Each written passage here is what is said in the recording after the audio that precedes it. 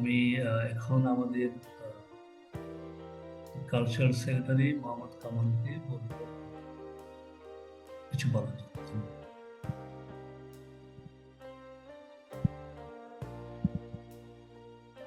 শুভ সন্ধ্যা, আসসালামু আলাইকুম।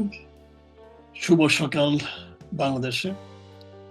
উত্তর আমেরিকা, কানাডা, বাংলাদেশ এবং বিশ্বের বিভিন্ন প্রান্ত থেকে যেসব আমাদের চট্টগ্রাম বিশ্ববিদ্যালয়ের ছাত্রছাত্রী, শিক্ষক শিক্ষিকা এবং যারা জাননি তারা এই লাইভ ভার্চুয়াল প্রোগ্রাম বিজয় দিবস উদযাপন